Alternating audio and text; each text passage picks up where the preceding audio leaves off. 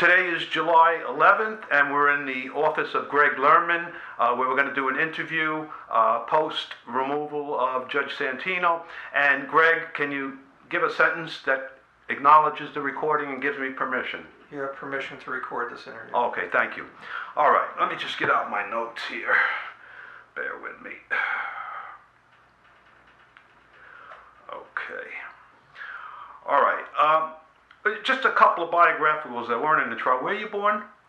Long Island Jewish Center. Oh, right across from my As last... far as the hospital goes, I spent 30 years in North Shore Towers. In fact, when I broke my elbow, I was in LLAJ, and right outside my window, they're playing golf. June 20th, 1960. 60? 60. 60. Youngster. I'm 48. Everybody I'm interviewing these days is younger than me. Well, I turned 58 this past Yeah. June. This is the one we're recording. I want to put that close to you, because that's the important thing. How much time did you spend in New York? Grew up first 6 years in Flushing. What street, do you remember? Some co-op up there. I don't, That's where I'm from, Queens. Yeah. And then we moved to Stony Brook, Long Island. I lived a block away from the university, and then got bar mitzvahed, and right after the bar mitzvah, my parents decided to come to Fort Lauderdale, to Sunrise. Oh. So I've been in Florida for 44 years. Yeah, terrific. Of course, Dana's from Little Neck or Queens Village, Queens. We actually have the same birthday. Yes, I read that in the trial transcript, that you try to make nice to you and say that you should thank your wife for giving birth on your birthday. Well, my son has the same birthday also, so that's the three of us have. That's right, that's right. June 20th is a special day. There you go. There you go. Happy birthday, by the way, belatedly. Okay, let's just talk a moment about the Johnson vacancy, and I've read the transcript, so I'm not going to ask you to go over too much. I know you and Baker were interested in the seat, and you filed. Tell us for the moment that you filed, what happened? Well, Tom and I both spoke actually about it, because the issue was going to be whether it was going to be a court appointment or whether it was going to be an election. And I can tell you that we were not at a lunch or dinner or something like that. We were actually at a celebration of Gideon versus Wainwright together, and we had seen each other around but never really had conversation. So the both of us talked and both thought that it should be an election. I then met with Judge Colbath and had a conversation with him about it. And he was the one that swore her in at the investiture. Right. Well, he was the chief judge. Right. How long are chief judges? I think he had been chief judge for 2 years. Do they rotate out? Or? Yes. So, well, the judges vote on who the chief judge is going to be. So he had been elected. And now it's Krista Marks? Correct. Okay, go ahead. That's one of those jobs that either you really want it or you don't. So I'm sorry? Either you really want it or you don't. So there's usually not a whole lot of competition for being chief judge. Oh, I see what you're saying. Right. So he called the governor's office to see what their intention was. That they had two people that were candidates that were going to qualify. What was the position of the governor going to be? And we were told that the governor's position was that he thought it was an appointment. So... Wait, hold it at that point. Was Dana one of those two? No. It was me and Tom Baker. The ones that the governor was already considering for appointment? No, there hadn't been... the transcript? What happened was the governor, there were two things going on at the same time. We tried to get the governor not to call the JNC into session, to start taking applications. What is JNC? The Judicial Nominating Commission. Dana may have put her name in for that position. I think that's what she had done. She had applied.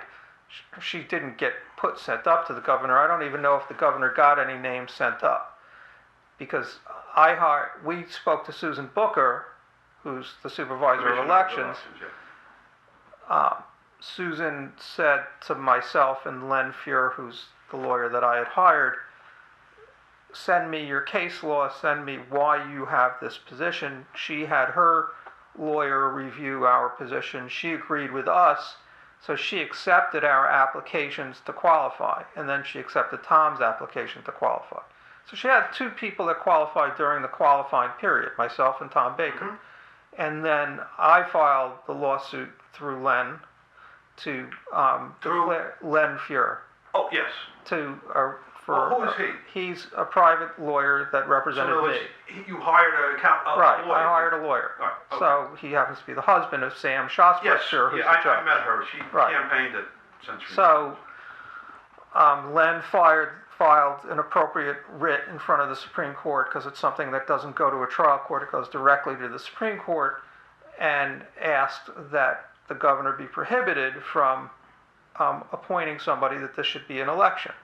And then Tom joined into the lawsuit maybe a week or so after I had filed. How do you mean joined in? Did He hired his file own a- attorney and asked to enter into the lawsuit Okay. against the governor. Okay. So it was the both of us, because we're the only ones that qualified.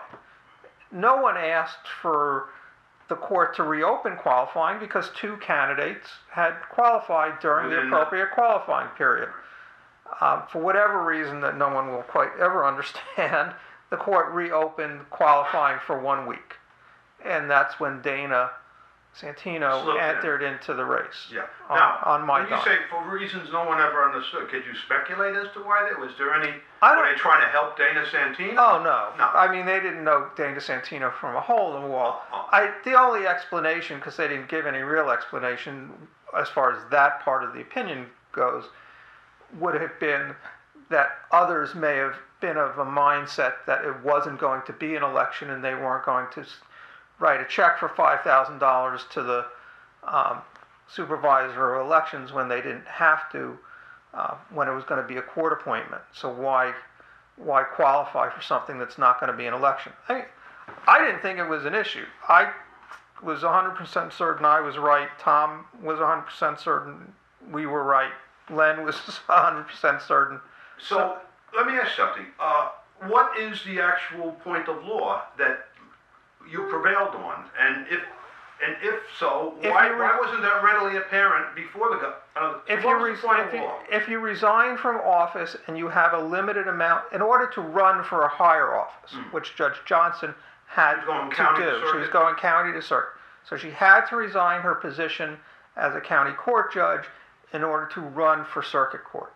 And if you run for a position and you have a certain amount of time left in that position, then it becomes an election. What is that certain amount of time? Is it half the I term? think it may have been more than half the term because it was four years left. So she was past the Right. halfway point? She had more than halfway left in her term.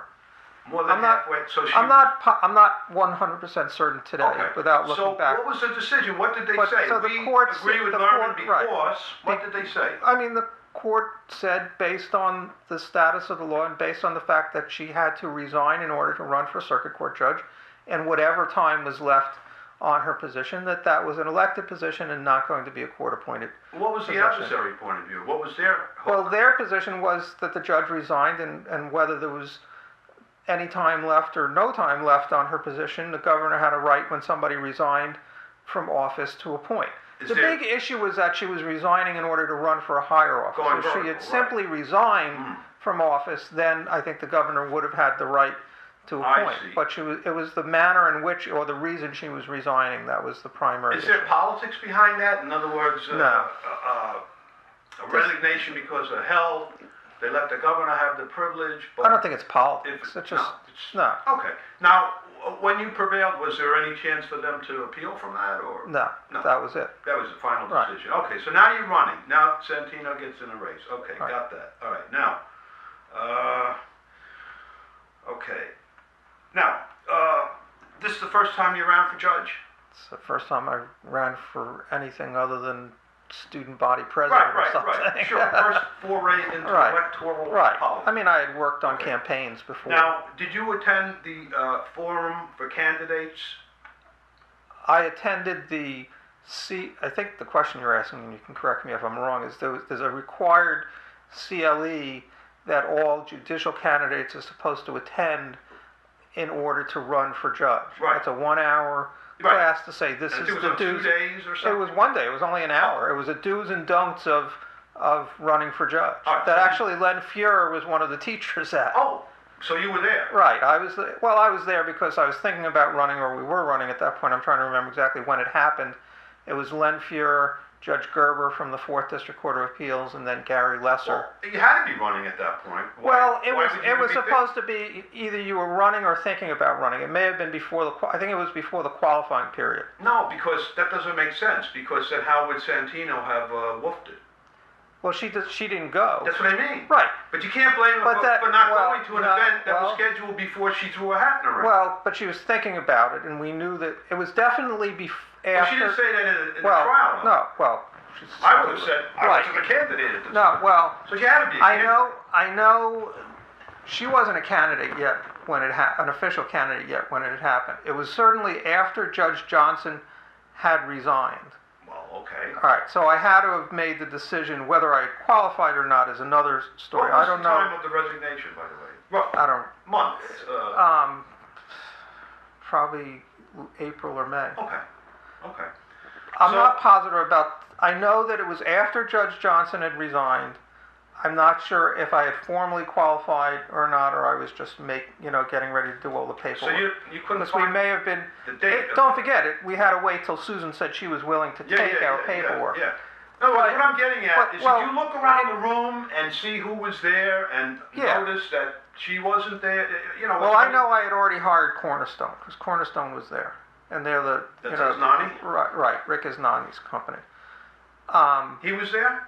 He wasn't there, but he had 5 people there. So you don't have to be an actual candidate to attend? Right. No, it's for candidates or people who are working with or for the candidates. Supposing I wanted to just audit the thing. It's free. You just sit you there. Just go in? Anybody can go in? Right. Okay. There's nothing that keeps anybody from going in. Yeah. And what was the gist of the course? The 1 hour? Well, they go over the law and cases that have been decided and violations that have occurred and what the ultimate penalties were oftentimes for what those penalties were.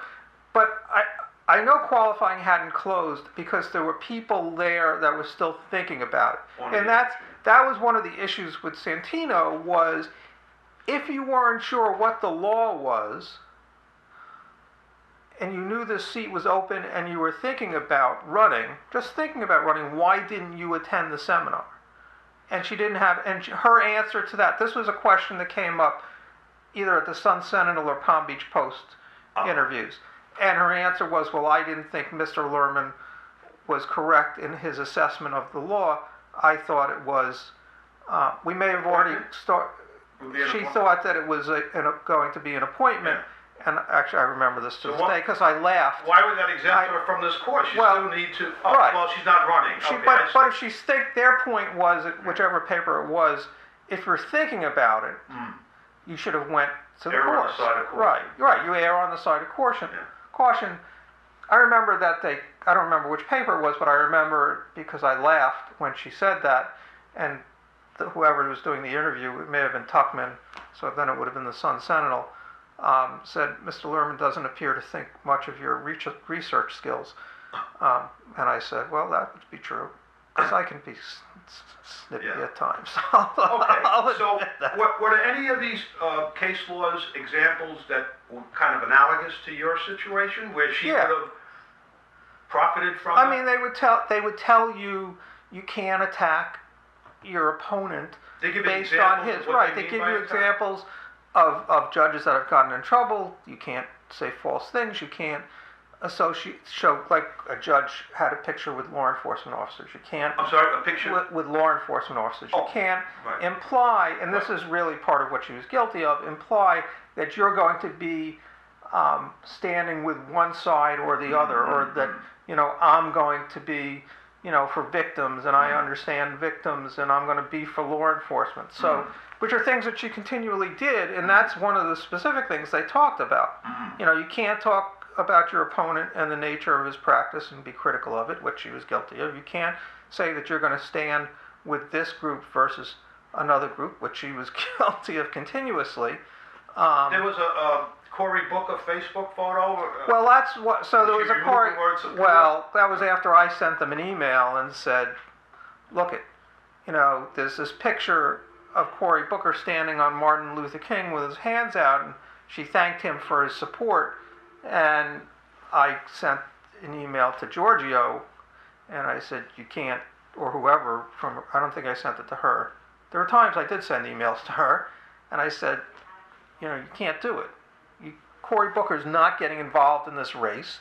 He's not endorsing her. He doesn't know her from a support, right? Right. And then they said, well, we can put pictures of events, and I disagreed with them on that. My position was that, and I tell people now because I'm helping other people run for judge, if you put a politician in your picture, you better have an endorsement from that politician.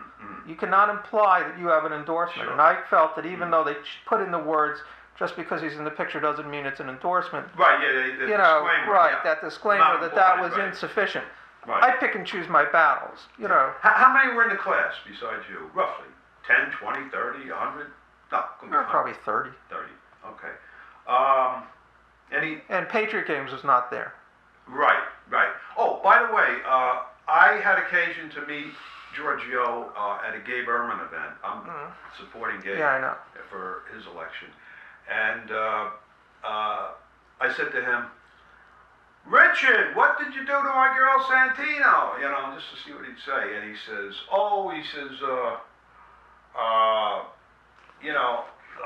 don't know. He was a little deferential, and I says, boy, I read that whole transcript. Your name must have come up at least 50 times. It was Giorgio said this, and Giorgio said that, and he's looking at me, and I said, it reminded me of, and Michael Corleone said this, and Michael Corleone said that. He started laughing, and he says, I think I've passed him in the street one time and wouldn't know him to see him otherwise. And you? I wouldn't know him to see him. Oh, you want his picture? No, it's all right. Oh, okay. Heavy set guy. I'll meet him at some point. Yeah. He also did Rob Ostroff's campaign. Yeah, Ostroff would like to sue him. Oh, he wants to sue him? Oh, God. Ostroff would call me on the phone wanting to sue him. Ostroff hates Giorgio. I know, he was very upset. I was working with Rob. It was a stupid he ran his campaign stupidly. Yeah. Plus he I did a little stunt for Rob. I handed out a negative leaflet at a Kiva rally at Century Village, just saying, dump Dina, she's a governor's appointee. Right. In other words, I didn't coordinate it with him because you're not allowed to, but I just said, I'm going to support you, and that means I can attack your opponent. He said, you have that right. I liked him, but it was not the way to run that campaign. Right. Yeah. But what killed him? He pulled 29, and Lisa the stripper Grossman, and he really did a worse number on her than they did on you practically. She got 43%, so that killed him. That he couldn't even beat Lisa. You know Lisa? Yeah. I mean, I get along with Lisa. So. That was a race I got. This is only my second election cycle that I'm endorsing judges. And I didn't really wake up one morning and say I'd like to make a career of endorsing candidates for judgeship. They come to me. Right. Ostroff's story was. I went to Howard Weiss, and I said, you're a Democrat, I'm a Democrat, blah, blah, blah, blah, and you got he's not supposed to say that. I mean, that's his first violation of the rules. See the door? He wouldn't give him the time of day. So he says, so I'm coming to you because I heard that you're independent. I says, I do what I want. I know Howard, I see him at events, but, I'm my own boss. Nobody tells me what to do. And I like your point. All right, anyway, I don't want to waste time on that. Now, I think I know the answer. The first time you heard about it was one of your, somebody that shares the office said, hey, you got to look at this. That was the first time I heard about it, I can tell you exactly where it was. Yeah. I was walking out of this courthouse down the walkway on the east side of the building when I think Ian Goldstein texted me and said, you need to see this. And I stopped in my tracks as I looked at the Facebook page. That was the first time that I saw that. And what was your reaction there? I was shocked and dismayed and pissed off, to put it bluntly. Right, and I read the transcript, and I know you have a little background. They actually flipped your photo. They took a color. I don't know where they found this photo, because I don't recall it ever being online. You did have the beard? Well, I have a very white beard if I grow a beard. It's not... Yeah, so they darkened it? I think it was white looking on the picture. Yeah. So the picture they took a color photo, they flipped it, and looking towards the words, which was good marketing on their part. Right. I did that. And took a color photo and turned it black and white, which made it look a little worse and made me look older, grainy, and heavier. Right. I don't know where that photo came from. I mean, I have a copy of it on my phone. It's as if but I don't know where it was publicly. I mean, there's lots of photos of me online. Did you ever Google yourself images and look at all the... Yeah, and I can't find that photo online. That's why I don't know where it came from. Because there's lots of photos of me from the Palm Beach Post. You know, or the Sun Sentinel. I mean, I used my campaign photo was taken from a Post article. You know, because I was in the middle of it was me doing a closing argument. All right. Let's go on. I want to. So, what steps did you take once you knew that you were being, accused of being a murderer, rapist? Well, look. I mean, what did you do about it? We started coordinating our own investigation. I mean, we, other lawyers that I work with, we were able to do a search on Sunbiz to find out who was behind it. Okay, because they tried. What did it say? They created some pact or something of that sort. The problem was the pact was at Giorgio's address. Oh. The person who was in charge of the pact was Giorgio's partner. None of that was hidden. It was easily discovered, which immediately tied it to Giorgio and to Dana Santino's campaign. So and now then, you know who did it. Right. Then we did two things. We sat down, Alka Sharma, who's not here now, but usually is one of the lawyers in this office, and I worked on a complaint to the Palm Beach County Bar's Judicial Campaign Committee, which is kind of like our own little mini JQC, but just for campaigns. And we submitted that, and then because I'm in court every day, because I'm a local trial attorney, I have connections to the Palm Beach Post, the Sun Sentinel, ABC, NBC, CBS, and we put it out there that they needed to look at this. Never made an attempt to call her up and say, what the hell is going on? I wasn't calling. Would that be inappropriate? No, it wouldn't have been necessarily inappropriate. But wouldn't you want to get I had no... sooner rather than later? How long did it take between the it came down... It came off of... It had been up for like 28 days or 30 days before we found it. Because we could tell. Up that long? We could tell how long it had been up. Right. We could tell how many people viewed it. Right. How many people, technically, according to them, were talking about it. I think Giorgio's affidavit said that the only thing you could see was how many people liked it, and there's no way of... I could see, it was right on there. We could see it said 2,800 people were talking about it or something. Talking about it. Right. Well, that means they saw it. I would think. That's what that would mean to me. Right. So they put it up there for a reason. They didn't put it up there to be ignored. How much time elapsed between the filing of the complaint? Between when it came out, between when it hit the paper or when we filed, I think it hit the paper first before the complaint. I'm not positive on the dates. Of October. Something. When it was discovered and it became public knowledge that it was there and was in the paper, I think it took 3 days, because first they were saying there was nothing wrong with it. I think first they denied responsibility for it, then they denied that there was nothing wrong with it, and then it came down after like 3 or 4 days. All right. Now apparently the swing factor was Weiss.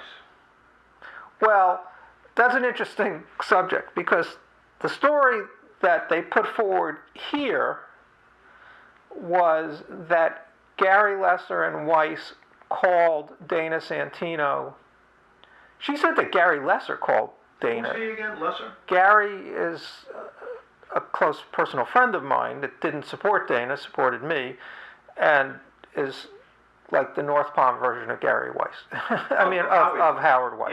He's like the North County. But he's another attorney.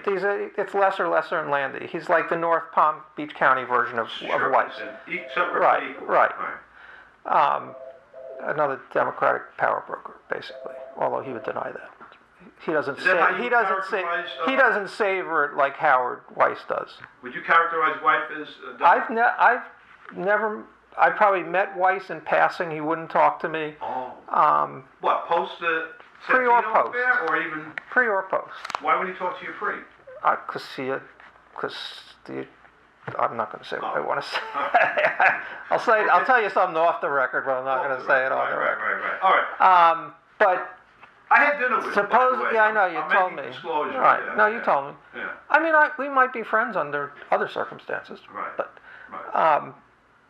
anyway, Gary denies ever speaking to Dana Santino about it. You know, she implied that he and Weiss or Gary himself called her and asked her to take it down.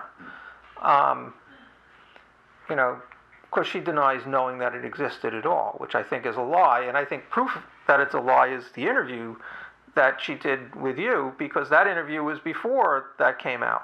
I'm assuming that interview was before the Palm Beach Post wrote the article. Right. You're saying it had been up for 28 days. Right. That means that the chronology would be, I saw on the 5th of October, one month before the election. Right. Musgrave's article about Facebook being used as a weapon, I think, was the 21st.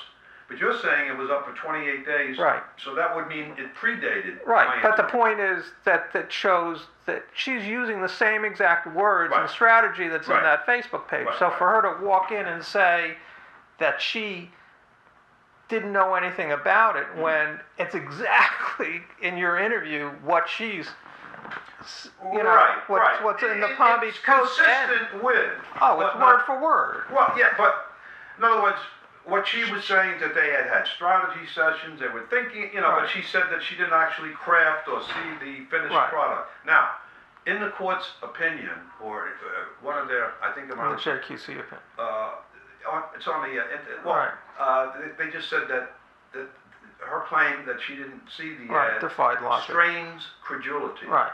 Does it strain your credulity? Sure, it lacks logic and common sense. Right, and why is that? Because why don't you because the that? language that she used in your with you shows that it was a coordinated effort. All right, but forget that. Let's say but that's why would it still strain your credulity? If you were even, but I mean, you can't ignore what are facts. I mean, that's. What we're talking about is an actual fact. She said these things. So now she says in the hearing that she gets a call from Howard Weiss. She says the lawyers are complaining that it's not being well received. Take it down. She says at that point she wasn't curious. Well, Giorgio told the Palm Beach Post that some of the criminal defense lawyers that support her have asked that it be taken down. That's what they had told the newspapers. Right. Well, she had two donors that were criminal defense lawyers that I was aware of, Ken Dion and Steve Cohen, and that was it. You know, as far as people who had donated, I knew who had donated to her cause. And Steve Cohen actually attended the hearings in front of the JQC, not testifying, but just sitting there supporting her. So again, she said the first time she eyeballed that Facebook page was when the Palm Beach Post article appeared in print, and you don't believe that? No. Okay. Not for a minute. All right. Okay. Her response to me at one point was, "Why don't you embrace? You should be embracing the fact that you're a criminal defense attorney." I said, "I do embrace the fact that I'm a criminal defense attorney. I get up there and I talk about it." Right. You know. Right. Now, by the way, the other thing about Richard Giorgio is. I said, boy, your name was all through the transcript. I said, did you read it? He said, no, I don't really want to have anything to do with this anymore, you know. He says, but I told her, make me the heavy. Blame everything on me, which is what she did. Right. Okay. Now, in the Watergate situation, we learned the lesson. Oh, no, man, I got to go back. I have the Daily News. I have the Daily News still that says Nixon resigns. What about the Daily? I said I have the New York Daily News that came out the day that Nixon resigned. Oh, you have it, right? Oh, I think I might have the one where the headline on the news was "I am not a crook," you know, and then the classic one was Ford to City, drop dead. About Jerry Ford, you know, and that cost him. All right, but anyway, the thing out of Watergate was the cover-up can be worse than the crime. Right. Now, in this Santino matter, we have the actual actions that disturbed you, which would be the Facebook page, my interview, and emails sent to her constituents. I mean, they sent emails after that, doubling down on what was said on the Facebook page. Well, the second email, I think she tried to put a Band-Aid on it by saying, we acknowledge that defense attorneys are an important you know. And repeated everything Okay, that all they right. said. So those, let's call that her actions or her campaign's actions. Then there would be how she handled herself. Let's just say post-election, but before investiture. In other words, between November. Well, there was also the incident pre-election during early voting. There was the incident involving her and I at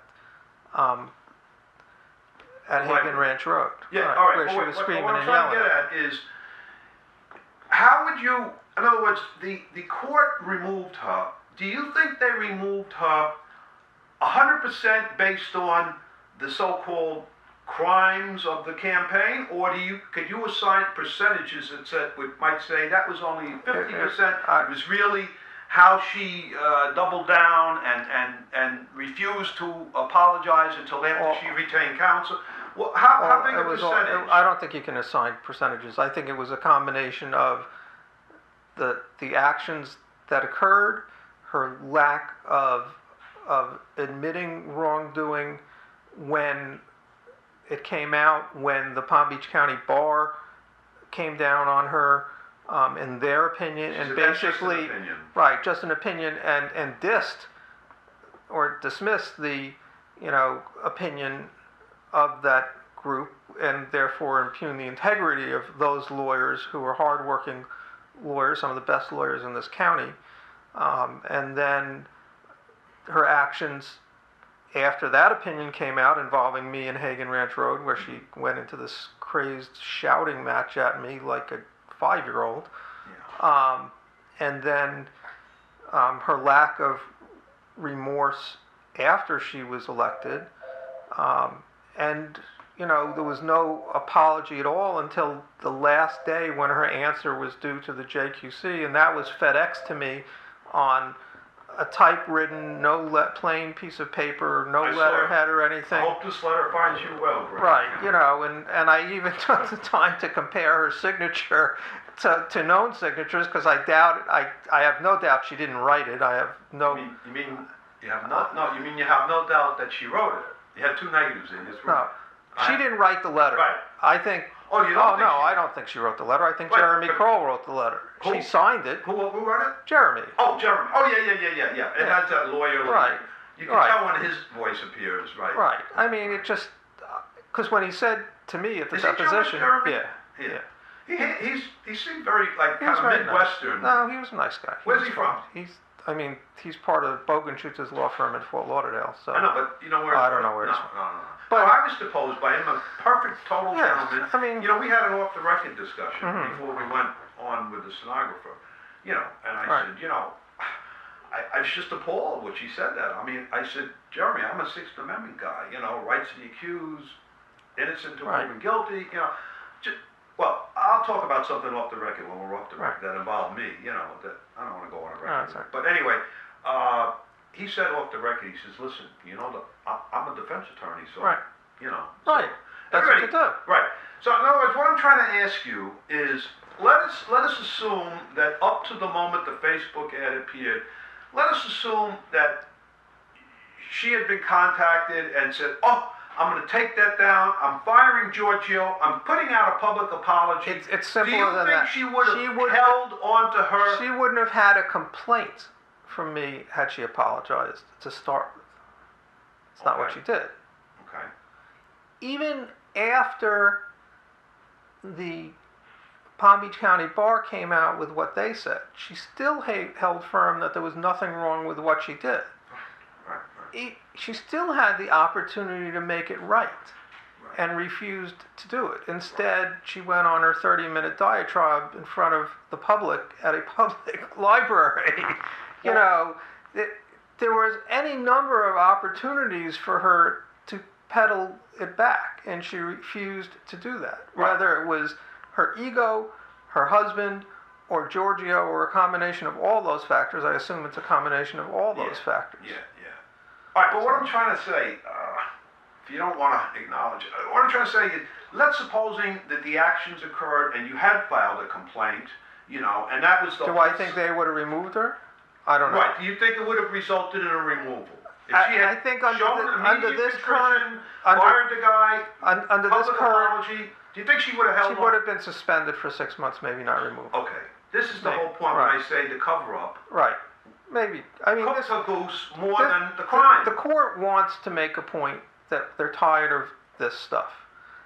I think when we see the full opinion, and we haven't seen a full written opinion yet, there's one coming, I and know. everybody's waiting for it. Thursdays are usually posted. Well, Thursdays as usual. Yeah. So maybe tomorrow we'll see. I think what you're going to see is a 7-0 vote that what she did was wrong, not the 4-3 vote that we saw in the removal. Why would the numbers change? Are there Because the different difference, personnel? No. because you'll see a 7-0 vote for what she did was wrong, but you'll see the 4-3 for what the result, I see. what the punishment is. Oh, yeah. So, you know, in the past, the punishment was a 6-month suspension and a fine of like $60,000 to $100,000. Right. I think you're still going to see a fine yet to come for the cost of the investigation. So she hasn't got hit with that yet. She doesn't have She hasn't gotten hit hit with that yeah. yet. And what might that be in I dollars? think it's going to be around $60,000 to $100,000. And then she's going to get. Then there's already an investigation by the Florida bar that's been opened. Yeah, I was going to come to that. Right. What's her chance of being disbarred over this, based on case law? I'd say 80%. Really? So, would At a they minimum, disbar at a her minimum, essentially the same? Yeah, it's a violation of bar rules. I So mean, is that not double jeopardy? no, because this is as a judge. Now the question is, do you get to keep your license? I Now see. you're a lawyer. I see. Okay. Now, you haven't run into her since she was removed. I ran into her at Home Goods, and she kind Where? of ducked the other way. Home Goods, you know, Home the Goods. store. Home Goods, it's a store. It's a furniture store. Oh, really? Well, we both live in Palm Beach Gardens, Oh, so my how daughter, far apart do you live from her? a couple of miles. I mean, literally, we would shop at the same Publix and the same boy. stores. Oh, boy. So I have not seen her. My daughter runs into her on occasion at Publix, and then my daughter says she's like goes. Not my daughter doesn't go hiding. My daughter could care less, but Miss Santino tries to avoid interactions with my family. Oh, she knows your daughter. Oh yeah, Yeah. and my daughter Daughter's has 17? yeah, and she's politically active and has her own mind. Wow. She's wow. a very active child. All She's right, in Israel at the moment. Let's see. but- Now, let's talk about my interview and what role do you think it played in this case? You had indicated to me Well, it played a role. Can you? No, I think it played a significant role because it confirmed that the Facebook page wasn't isolated, in that it was a coordinated campaign and process that they were going through to try to get her elected. That this is something that, as a group, Ms. Santino, Mr. Giorgio, and Mr. Fragakis got together and developed as their strategy. So, you know, I think that's why your testimony and what came out in your interview is important. And when did you first hear about that? I think we were at the Winnicott. Ellen Winnicott. Right. Yeah. At the West Community Boca, Council, right. And I saw you and I said something to you. What did you say? Do you remember? I think I said, have you seen this Facebook page? I probably had it on my phone. I still have it on my phone. Yeah. You know, and Well, I said, don't remember, and you I don't said, remember you showing me the page, but I think you just said something to me like, I'm very upset. And I said, what's the matter, Greg? And you said, well, you know, she's really bad-mouthing me and blah, blah, blah. I mean, it was about the Facebook. Yeah, So right. it hadn't been in the... Because I remember I said to you, she told me the same thing Right. a few days ago. Right. I interviewed her. Right. I'll send you a copy Right. of the interview. And then I told you, I said, I took your side, Greg. I said, I defended you. Right, no, I remember that. And you heard Right. me say that. I said, what's wrong with that? Right. I mean, didn't Right. require even a blink of an eye for me Right. to come back with that. Right. You proud of me? Yes. I mean, that's what it's all about. See, but you guys are heroes. See, I don't... If You you guys read, are heroes. Well... What you defense lawyers do. If you read my testimony, and I want this to be clear because it's one of the things that was irritant to me, and it came out in the deposition, and then it came out at the trial. And it's in contradiction to the things she said in your interview, that I don't understand she doesn't know me. I know the burglary, right. and there was well, abuse. Well, I read all of I that. mean, Yeah. my sister was hit twice by drunk drivers and in a coma for 6 months. I've been on the victim side. Sure. I've been family members that were sexually assaulted. So, Sure. that was just a load of crap. You can't, just because I do my job. I mean, I represent drunk drivers. Yeah. I have a sister that will never be the same that was hit by a drunk driver. She hasn't been able to work for years. She can walk and talk and drive an automobile and feed herself, but she can't hold down a job because of that. But that doesn't keep me from doing what, I'm required to do as a criminal defense attorney. Mm-hmm. So. Okay, now the other role that I played besides interviewing her was I ran into her at the investiture. Right. I was invited. Right. I ran into her. I think I saw you there. I poked my head in for 2 seconds. Oh, and we went to the old courthouse for the reception. Mm-hmm. That's after the investiture, right? I can't remember which order it was in, but it had to be. You don't celebrate until after you take the oath. And that's when I had, when I testified, I was a little confused because I only spoke to Dana twice after her election. Mm-hmm. Once was at Lisa Grossman's "Thank you for supporting me" party. Mm-hmm. And that's where I thought I had the conversation with Dana. But then I realized by going to my iPhone and looking at the pictures I took at that party that occurred in September.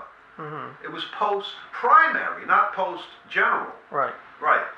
So I couldn't possibly have had the conversation with her because nothing had come out at that point. So therefore, and I said in the courtroom that it's a little fuzzy whether it was an A or B, but it had to be a B, the investiture, because that was post all the shit hitting the thing. Right. So This is when she said she thought she'd only get a fine. Yeah. I said, hey Dana, I'm reading all of this stuff. This is very serious. What do you think's gonna happen? She downplayed it. Oh, I don't think it'll rise. Blah blah blah blah blah blah. So that was mentioned. At one point, they said that she spoke to a citizen, and obviously that was me. That was mentioned. How significant, Well, I think that was significant because that shows. Well, it goes to why the Supreme Court, is tired of this, because they don't want to see people who think they can just pay the fine and afford to pay the fine run dirty campaigns if there's not going to be any real, penalty for violating the law. Right. So her attitude, based on how she answered, your inquiries, was, oh, I'll just pay a fine, it won't be that big a deal. Substantial fine, but still a fine. Well, because her husband is a retired cop, and I know based on friends of mine who are retired cops what they have sitting in their 401ks, it would have been a penalty, but a year's pension, right. $60,000 if he's got $1 million 401k is, not the end of the world. Not that they want to lose it, but and you get 6 years too, as a judge. What's the salary? 183? No, she would be making. That's a federal judge. State judges or county judges, she's probably making 138 or 142 or something like that. So it's almost $1 million at the end of the term if you invest it, right? Right. So plus you get fine is nothing. It's not a deterrent. It's just not a deterrent. Right. And that's the key word, deterrent. I mean, they're trying to deter people from doing stupid things. So far, what I've seen, these people that are running now have learned otherwise. One of the things. Oh, by the way, Jeremy Kroll tried to rehabilitate her after I. Oh, first of all, I had almost forgotten about that remark, and the only reason that became part of the testimony was Jeremy. I think he screwed it up. Well, I didn't know about it until it came out at the trial. Yeah, right. Because remember, I'm not a lawyer, and I don't always see things with the same lens that you do. Right. But when she told me that at the party, I was just talking to her as. Oh, by the way, I just wanted to clear a couple of things up. Originally I endorsed you. And it was based on your performance at West Boca del Rey. I don't think we had ever met. Boca del Rey. I had seen your meet the candidates. All right. And I saw you, and there's a picture in that video you just saw of you, I saw Tom, that picture. and Santino. Right. That's the first time I laid eyes on you. And I think I went up to you at the end and I said, if I called up Central Casting and I said, send me a good lawyer type, they would send you in. I said, you look the part, you smell the part, you walk the part, you should be a judge. And that was my impression. And I said, I'm going to endorse you, So I endorsed you. All right. And what happened is it was a non-determined election because she didn't get the 50. So she came to Century Village just before the primary. And, my policy is if somebody does a bagel rally, that's what we do there. Right. I put it in the Village Century because if my readers get a bagel out of it, I'm doing a service to my readers. I don't care whether they're Republican, Democrat, whether I'm supporting them or not. It's an event. They're giving something to the village. I'm going to cover that. And I went up to her and I said, even though I'm endorsing Lerman, I did put you in the Village Century, because I try to be fair. Right. And newspapers should give the broadest possible, blah, blah, First Amendment, all this crap. Oh, that's so nice. And she's got to tell you, she's got to be the most delightful people, She may be a very nice when you're person. not, when you're not fighting with her, she's a real sweet person, and you'd want her for a neighbor, a friend. I mean, she's just so nice. And, and then I said that thing about, I said, that's a lot of locks you're putting on a sandwich. You weren't in the courtroom because of the rule, but I broke up the court. Do you know what happened? Yeah, you told me what happened on the phone. Yeah. I said there was a lot of locks at Williams, the Goyim, right? He goes, a lot of what? I said, well, let's just say smoked salmon if you're not Jewish. And everybody fell out of their chairs, And then I turned to the report. Oh, and I said, there had to be at least a quarter pound on each sandwich of lox. And I looked at the reporter and I said, that's LOX for the reporter. Everybody was, I milked it, I have to admit. I went out in the hallway, I was kicked out after my testimony, and Musgrave happened to come out there. I never talked to her. And she was carrying the long notebook. So I said, you a reporter? She goes, yeah. I said, are you Jane Musgrave? And she says, yeah. Oh, I read you all the time. I said, how did I do? She goes, yeah, you did very well. I said, did I bring down the house? She says, you really brought down the house, but I didn't get a mention. And I didn't get a mention. This son of, Oh, Mark? Yeah, I told you I canceled my print subscription. No. I mean, it's the only thing I could do to feel better about it. Now, let me ask you something, objectively, and I'm not trying to toot my own horn, but I don't make any money off of this. I'm just trying to be the right thing and do the right thing. Don't you think I'm a part of this story? Oh, you are a significant part of this story? Yeah. Do you think that the opinion will mention, if not by name, but then by deed? I have no idea what they're going to do. Everybody's the over/under is how many pages the opinion's going to be. Right now, everybody's waiting to see that. Right. I did get one citation at law.com. They just said that Dana Santino told Fred Hadley's The Village Century, and then they gave a quote about, I don't think he can identify, with victims of a crime. So I am there. I think they're going to talk about you if they start talk. If in the opinion they talk about why the penalty is what the penalty is, and they have to mention you. Right. In other words, she could have beat this thing or gotten away with a fine. Well, she might have gotten away with a fine or a 6-month suspension. Yeah, which is nothing. If you got 6 years, what's 6 months? You still have your job. All right, let's see if we can wrap this up. Now, in your testimony, you had stated, this is going back to August of last year, that hopefully the seat will be filled in the 2018 election cycle. Obviously, it isn't going to be filled. Well, the question is, do you think there was any political manipulation, that the governor maybe told the Supreme Court to go the slow route because I want to... No, because they're what, above that, or... I think they're above that. Okay. And the other question is, why do you think it took so long? Was it inordinately long, or typically? Well, I think the first year wasn't inordinately long. I think the last 6 months was inordinately long. I found it interesting that the week that it came out, basically those 2 weeks, there was a bunch of cases that were pending in front of the court from the JQC. And they entered one sort of order or another in every one of them. We were the last one. All the others had some sort of an order entered the week before, and then we had to wait one additional week for ours. Oh.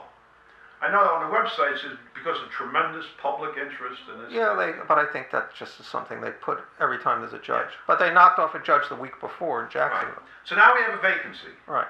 What happens to that vacancy? Are we going to have a rerun with the governor? The governor's going to make the appointment. And he has absolutely that right this time? Because this is a removal? Right. It's not an election. So there's no petition? It's not. By the way... Everybody thinks that... people think it should just be given to me.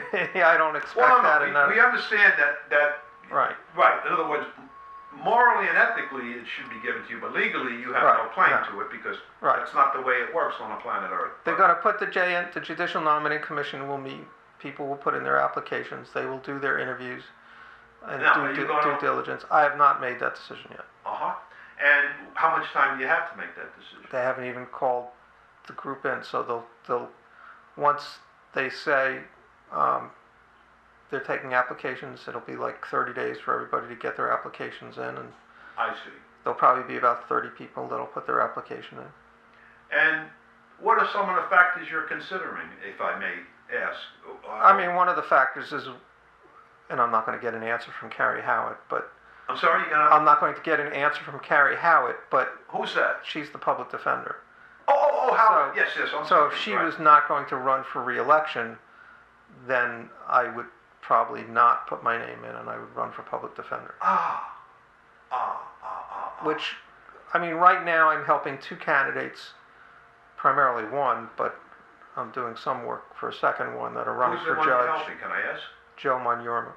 Who? Joe Mayorma. Mariuma? Oh, right. You say Mariuma? I say Mariuma. Right. Oh. So I'm helping. He was giving out cookies with his name on. His wife bakes them. So I was going around saying to everybody, look, they spelled marijuana wrong. It's like one of those. It's Jewish too, so most people don't know he's Jewish. I know. And I said to him, am I going to get a buzz off this cookie? He goes, oh, no. I said, then I don't want it. So I'm helping Joe, and then I'm helping Ashley Zuckerman. Let's see, I'm not supporting Joe, I'm supporting... Mary Bell. Cheeseman? Maxine. Oh, really? Oh. Only for she hired Giorgio. So I know. Well, it has to do with my opinion of her decision-making what about Gabe? Process. Isn't he in the 5-person race? Yeah. But he hired Giorgio also. Yeah, but I'm helping Ashley Zuckerman in that. Yeah. Is that Weiss's gal? I don't know who Howard. He's pushing her, I think. I don't know. Well, that's what I heard. That'll go to my off-the-record comment. So whoever's in that, the top 2 people will be in a runoff. Not everybody's. Right. All right. Now, everybody's money's on Lloyd. But in terms of your life's work, how would you rank this? How would I rank it? Yeah. In other words, everybody's had their best moment in life, and this has got to be right up there for you, right? I mean, I don't know if it's a best moment. It's, there's some... I mean, it's justice, don't you? Well, to some extent it's justice. The joke is I've made case law twice in this state, and in this county as far as this election goes, one beating the governor and then having the person who I lost to removed from the bench. But, it's kind of a hollow justice. I'm not the one sitting with the black robe on the bench. Oh, I understand. So, I mean, I've had a lot of high-profile cases and victories and, doing my job as a criminal trial lawyer. So I think I take as much, if not more, pride in doing what I do as an attorney. Is that right? So you don't think this...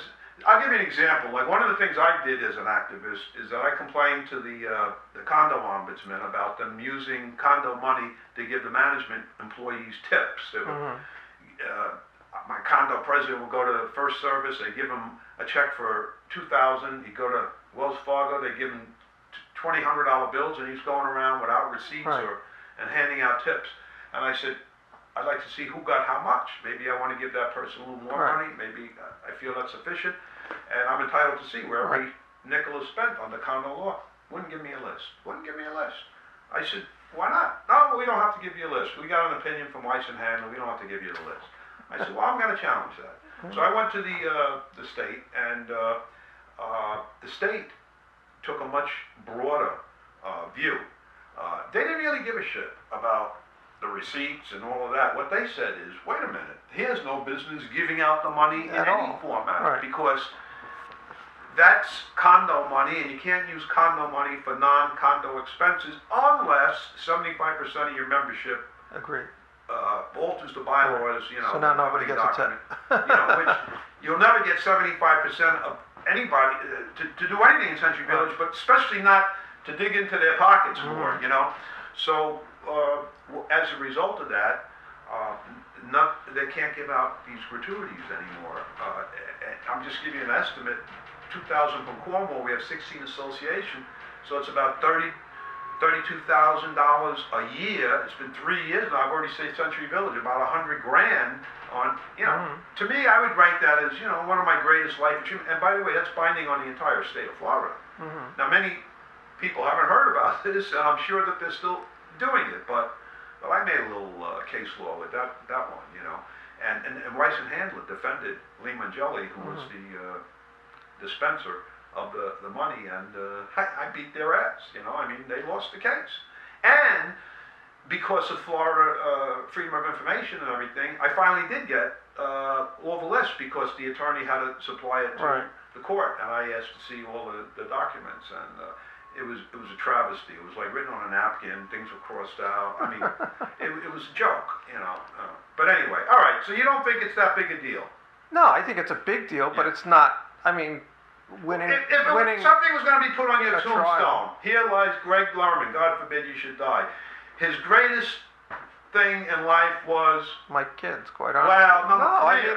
Career. Being fair and honest lawyer, Okay. All right, and that's what this case was all about, right?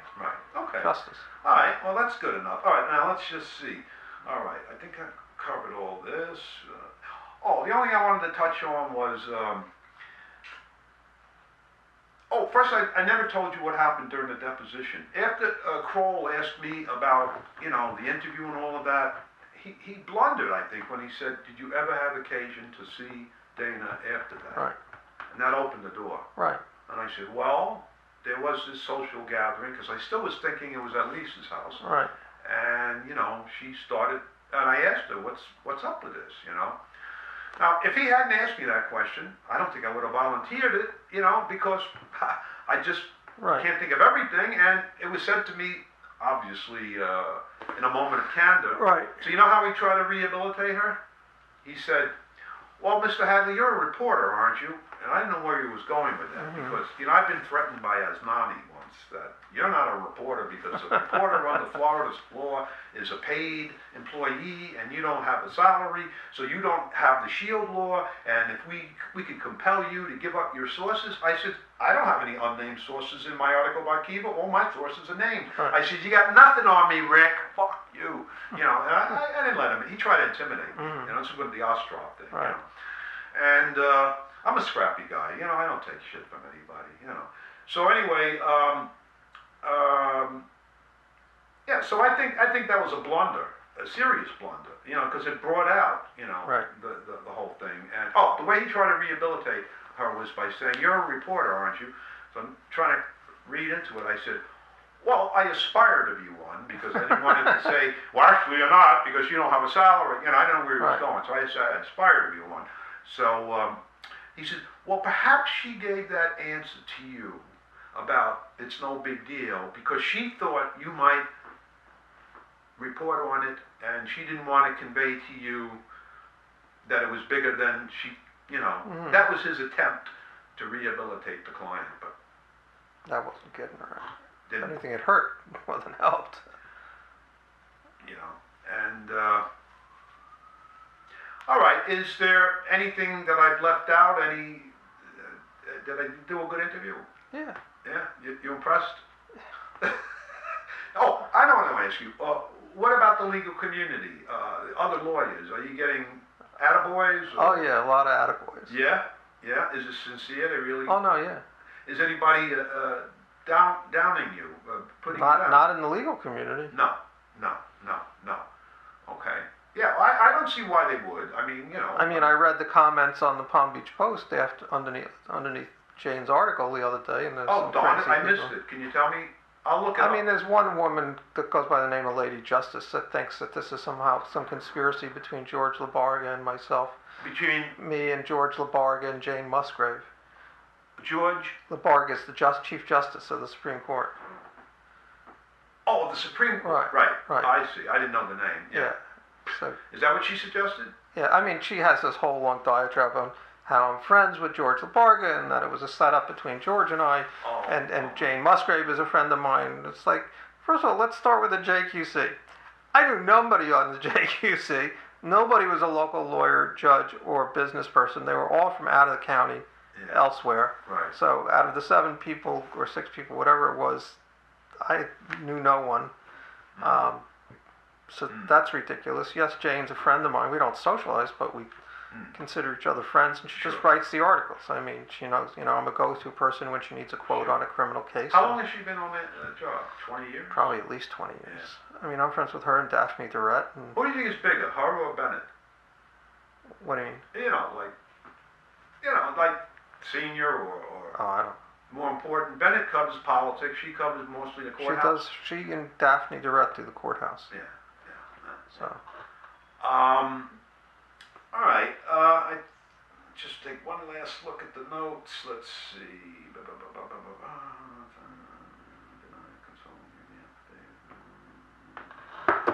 Now, could anything happen to Giorgio? Is he on the hook for anything legally? I don't know yet. Oh. So we're waiting to see the opinion from. Well, not a criminal. It could be criminal. No, but there might be civil ramifications. And that would be obviously by a damaged party like yourself. Right. Uh-huh. But I have to. We want to. That's what we're waiting to see.